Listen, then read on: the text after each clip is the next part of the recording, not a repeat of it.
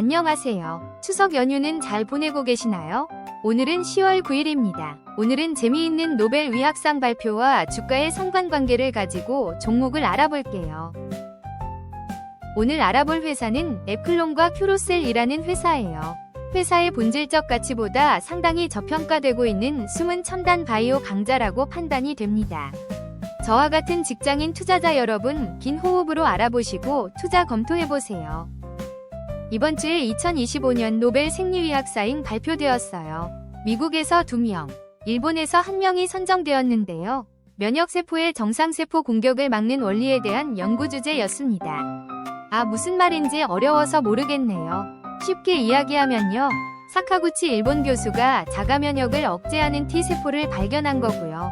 미국의 브렁코 매니저과 람스델 고문은 조절 T세포가 어떻게 만들어지는지 밝혀냈다 라고 할 수 있어요. 기계공학을 전공한 저로서는 너무너무 어렵네요. 그냥 쉽게 노바티스에서 만든 킴리아라는 카티 치료제가 있는데요. 보통은 항암제라고 하는데 이 녀석은 너무 효과가 좋아서 기적의 항암 치료제라고 치료제라는 말을 붙이곤 한답니다. 그러면 카티 치료제 시장은 어떻게 진행이 될까요? 시장 조사 결과를 보면 엄청난 상승을 할 것으로 예상되고 있어요.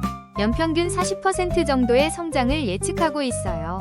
2029년에는 약 290억 달러 정도 시장을 예측하고 있네요. 그러면 노벨상 수상과 주가 상승이 어떤 관계에 있을까요? 2024년도에 AI 분야가 노벨상 수상한 거 아시죠? 그리고 어마어마한 AI 시장 확장이 진행되면서 주가가 상승하고 있어요. 의학 분야도 마찬가지예요. 노벨상 수상 연구는 수십 년 전에 진행되었지만 관련 기술이 축적되고 산업화 단계로 진행되면서 병원에서 치료를 받을 수 있는 단계까지 진행된 것이고요. 이런 공로로 노벨 생리의학상을 받게 된 것이에요. 바로 노벨상 수상 분야는 시장의 화두가 되고 관련 기업이 주가 상승을 이끌게 되는 대장이 나타날지니. 한국의 대표 카티 치료제 기업에 대해 알아보아요. 에플론과 큐로셀이 있는데요. 개인적인 의견이지만 두 기업 모두 현 시점 아주 매력적인 구간으로 보고 있어요. 기술력은 둘 다 좋은 듯 보입니다만 에프론의 시가총액이 적다 보니 에프론이 매력적으로 보이고요.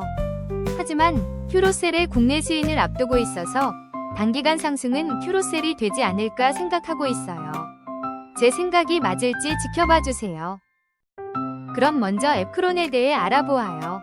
에프론은 태생이 특이한 회사예요. 스웨덴 왕립과학원으로부터 기술력을 인정받아 탄생하게 된 바이오 벤처 기업이에요. 하지만 상장 후 지지부진한 주가 흐름을 보이다 최근에 상승을 시작하는 흐름을 보여주고 있어요. 에프론의 재무제표인데요. 여느 바이오 기업과 비슷하게 모두 마이너스인 상황이에요. 이 표를 보면 투자하면 안 되는 기업이겠죠. 하지만 기업의 행보를 보면 기업의 수익이 가시권에 들어온 모습이에요. 2028년부터 본격 로열티 발생, 2032년 2천억 예상으로 되어 있는데요. 추가 진행 중인 파이프라인을 고려하면 제2위 알테오젠도 노려볼 수 있을 정도의 강력한 기술력을 가지고 있어요. 중국, 튀르키예 진출도 활발하게 진행 중이에요. 튀르키예는 자국 바이오 산업을 키우기 위해서 정부 차원에서 밀어주는 상황으로 보이고요. 튀르키예를 교두보로 유럽 진출을 꿈꾸고 있는 모습으로 보여요. 에프론은 AC101 항체 신약이 있는데요. 이 제품이 글로벌 3상을 진행하고 있고요. 시장 폭발력이 큰 위암 등으로 적응증 확대 중이에요. 다른 고형암에도 적응증이 확대되면 예상 시장 규모는 어마어마할 수 있어요. 에프론의 희망적인 미래는 어떻게 될까요? 다양한 파이프라인과 강력한 기술력이 뒷받침되고 있는데요. 자본이 부족한 부분이 리스크였는데 종근당과 최근 국내 무기한 사체 발행으로 자본 리스크는 해소되었답니다. 그리고 꿈의 기술 스위처블 카티 치료제 기술도 보유하고 있어요. 아직 임상 진행 속도는 느리지만 시장보다 빠른 기술로 사장되는 것보다 최적의 타이밍에 기술 이전을 노리는 전략을 추구하는 에프론. 기대되는 스위처블 Z 카티 치료제입니다. 두 번째로 국내 카티 선두주자 큐로셀에 대해 알아보아요. 큐로셀은 림카토주에 대해 식약처 수인을 기다리고 있고요. 빠르면 2025년 내에 수인을 예상하고 있어요. 그렇게 되면 국내 최초 카티 치료제 승인이 되는 거예요. 삼성바이오도 아니고 셀트리온도 SK바이오도 아닌 작은 벤처가 해낸 카티 치료제가 되는 거예요. 큐로셀의 카티 효과는 어느 정도일까요? 기존 킴리아 대비해서 2배의 효과가 있어요. 그런데 부작용이 중요한데요. 적은 사이토카인 방출과 신경독성도 아주 낮은 수준이에요. 즉, 항암제 맞으면 다른 장기가 고장이 나는데요. 큐로셀의 카티는 그런 부작용이 적기 때문에 시작 확장이 빠르게 가능할 것 같아요. 큐로셀은 삼성서울병원과 강력한 파이프를 구축하고 있는 게 장점이에요. 카티 치료제를 제조하는 GMP 시설을 병원 내에 구축한 상황이에요.